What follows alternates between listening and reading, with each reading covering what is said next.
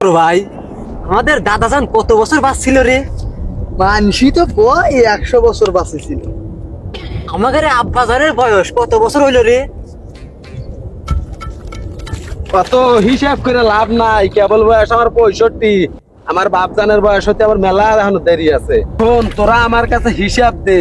জমিদারের ছাল মতো এই গন্ধ সাবান মাখার তোর কে অধিকার দিতে?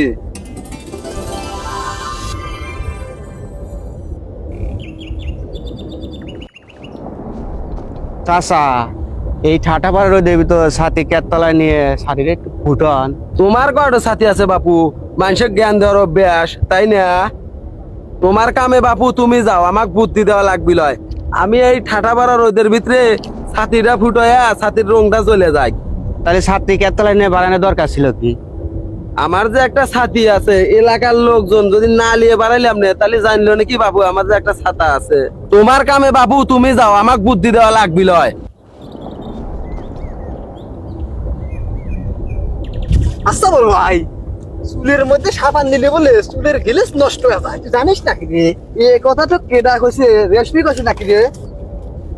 সেদিন রেশমা কইলো আমার বলে চুল উঠে যাচ্ছে। আবার মেঘে তো আর চুল ওঠে না রে বহন। বয়স বেড়ে গেলে চুল এমনিতেই উঠে যায়। আমাদের তো বয়সের কানি ছেড়িয়ে গেল, আব্বা তো বুঝতেইছে না রে।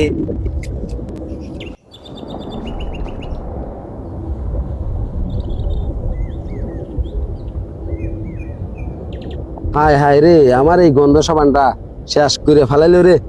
কিরম করে গসা দিচ্ছে রে, রং তোলার মতো শীষ কাগজের মতো ডলা দিচ্ছে রে।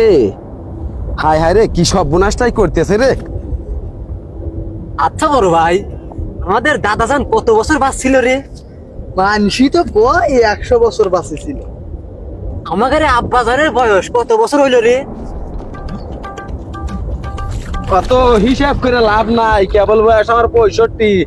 আমার বাপজানের বয়স হতে আমার মেলা এখনো দেরি আছে। শোন, তোরা আমার কাছে হিসাব দে।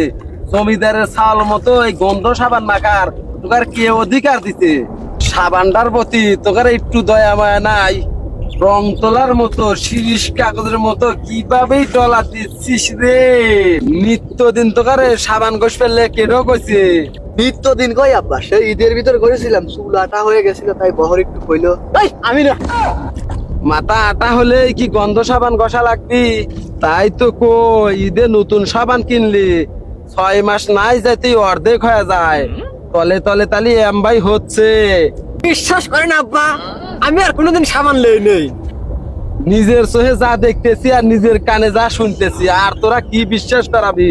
আজ তোদের বিচার যদি না করি, দে সাবান দে। আব্বা পড়ে যাবেন, আব্বা পড়ে যাবেন।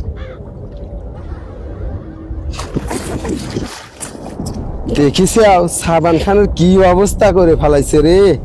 ওরে আমার এই দুই ছাওয়াল আমাক তো সর্বশান্ত করে ফেলবে রে। আমাক পথের ফকির বানা হালাবি রে। আরে দেখেছাও আমার সাবানটা কি ছোট বানা হালাইছে, কি সর্বনাশ করছে। ওরে নহর,